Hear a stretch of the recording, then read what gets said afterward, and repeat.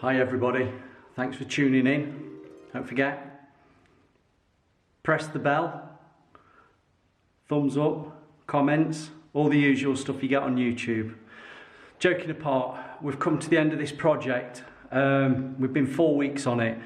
The last few weeks you've seen some of the videos that I've done about spraying, woodwork and sealing, and I've gone through the process, what I do with the GXFF spray machine. They've got airless, but I thought we've come to the end now. We're just on the final lap of last bits of clearing up, little bits of touching up, and I just thought I'd just talk you through what we've done, where we've saved time, where we've made money, where we've not made money, and how the project's gone. It's been very good. We've been 4 weeks on it.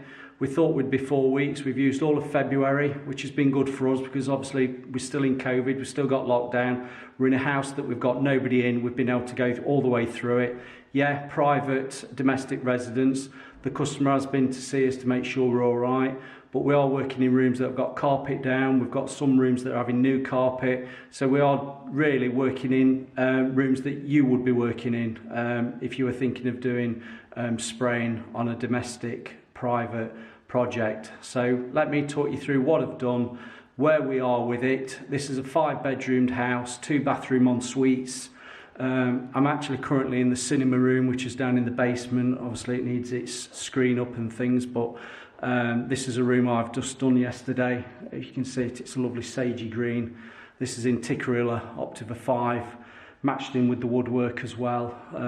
But yeah, this is a 5-bedroomed house, 2 bathroom en suites, cinema room. We've got a snug, we've got a summer, I don't know whether you call it orangery summer room. We've got a large open plan kitchen diner. There's an office, downstairs toilet, staircase, hall and landing, usual, main lounge, then upstairs. That's where the 5 bedrooms are. So quite a big, nice house. The outskirts of Nottinghamshire, nice area. When we talk about location, this is where you want to be if you're in Nottinghamshire. Nottingham has a bit of a reputation in the UK for stuff that goes off in the city, but there are some lovely parts of Nottingham and Nottinghamshire that it's nice that we can work in. So yeah, I'm rabbiting on. This is cinema room. This is one that I've obviously brushed the walls and rolled. Ceilings, I'll swap hands. Ceilings have all been sprayed. I'll turn the light off because we'll know we've finished in here. So, right, you're back. Coming up the little staircase. Got open fields, beautiful if you see that behind us. Just quickly.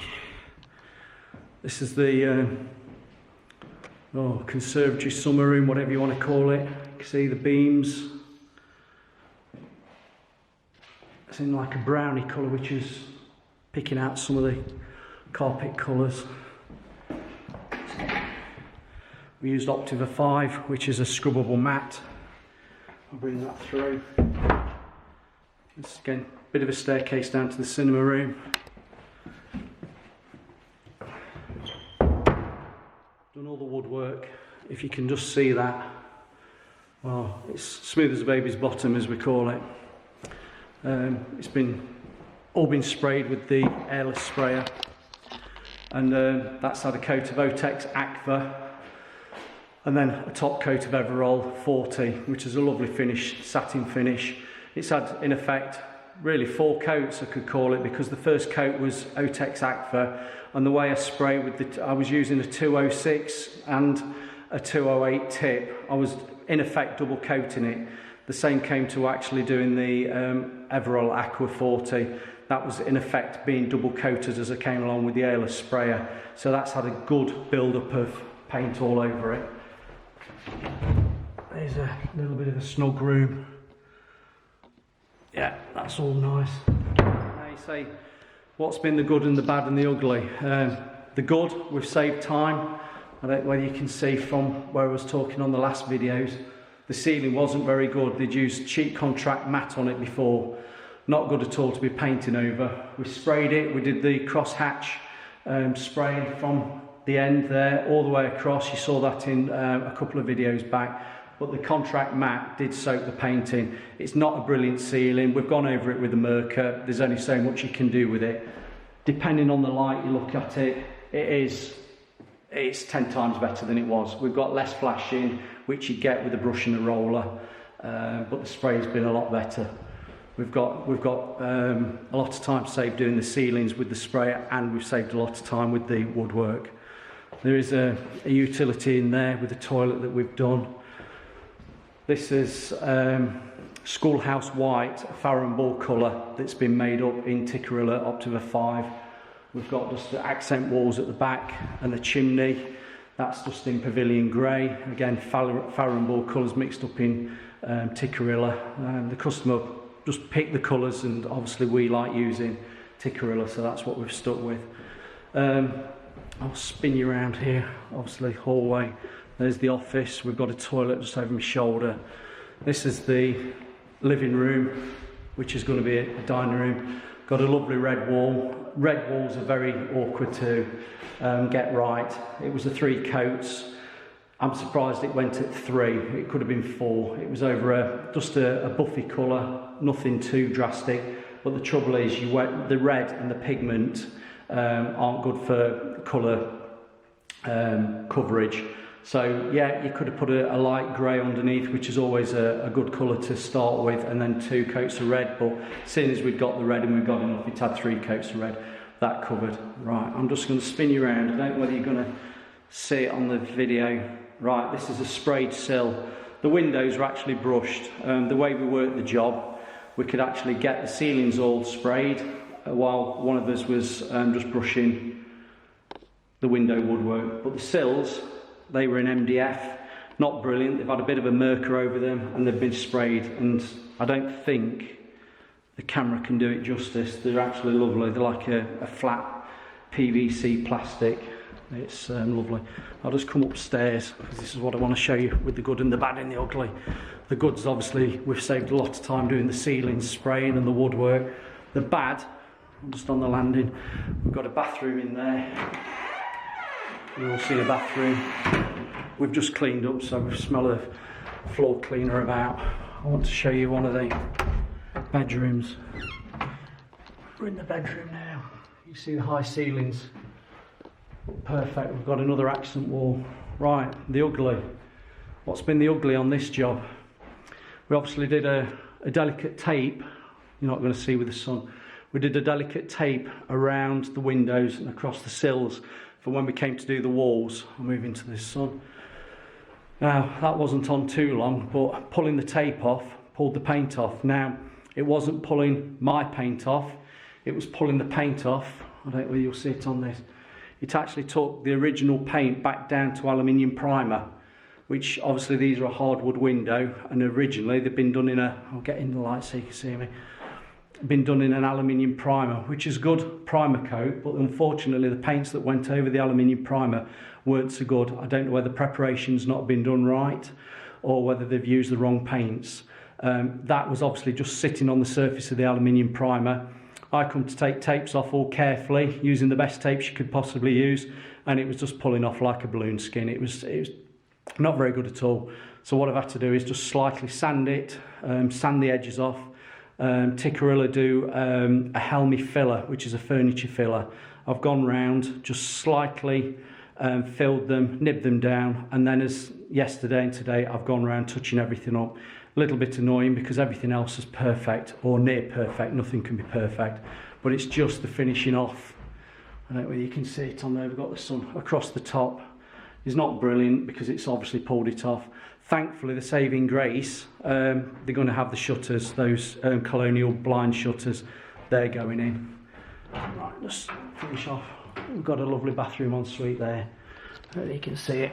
Beams. Yeah. Nice. And we've got a view over Nottinghamshire fields. Beautiful. So yeah, the good and the bad and the ugly. Have we made money on this job? Hopefully, yes. We've been 4 weeks on it, 2 of us. That's good. So in 4 weeks, we've actually gone all the way through this house. I'd allowed the correct amount of time on it. We're probably under on that time.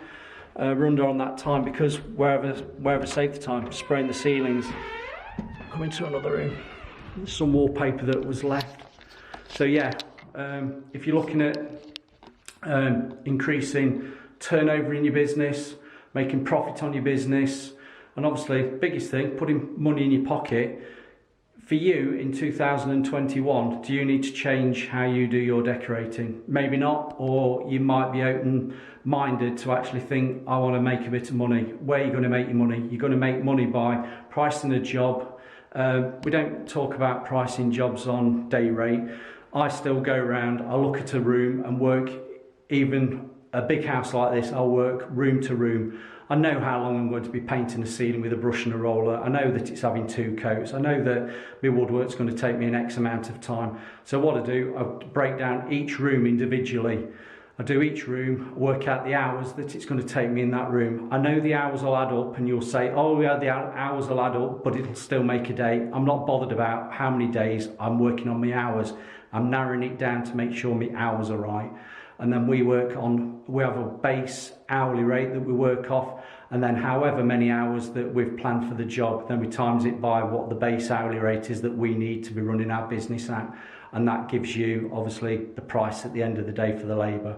Your materials are on top. Don't forget, you make your money on your materials. Selling materials at the price that the customer will be buying it, and you're trying to get a discount with your supplier, so you're getting it cheaper. That's where you'll make money. You might not make so much money on one little single room on your materials, but on a bigger job or where you're using a lot more paint, you will start making money on materials. And again, that's money in your pocket that you'd better have than somebody else. So yeah, let's talk about where you're going to make your money. You're going to make your money on doing something quicker than you originally thought you were going to do it in. So the ceilings would allow the time for brushing and rolling, but then I come in with a sprayer and I spray them a lot quicker. Yes, you're going to say to me, but you've got your taping up. I know I've got my taping up. Once you get to know how to tape up correctly, you'll be quite quick. A ceiling's quite a simple one. You've got, if you can see up there, you've got a ceiling pendant. I've had a bit of taping up around this wallpaper that's stayed on. Customer wasn't having it removed. Yeah, but for how long it takes me to tape up, that counterbalances how quick I can actually get a ceiling sprayed and finished, and that's what you want to be looking at doing. You might allow 4 hours for doing a ceilings, depending on how many ceilings you're doing. But if you can do them in half that time, but you're allowing 4 hours, you're saving 2 hours. And it doesn't matter whether you say, I'm not saving the time, you will be saving it either on money or you'll be saving it on your actual personal time. If you can finish the day earlier because you've done your ceilings, well, that's to your advantage. And that's where doing a price for somebody on a quote and you've geared up that you've got everything covered. Don't forget your materials, your sundries, your business running expenses and things.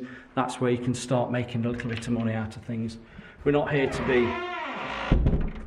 be running a charity. We're not here for the customer to save them money. We're looking at what we want to be doing. We've got to run a business. We've got to make money. We've got to give the best finish. We've got to give the best that the customer would want for the money, because we're not doing cheap. We're not robbing anybody. We're doing what we can to get the best finish at the right price.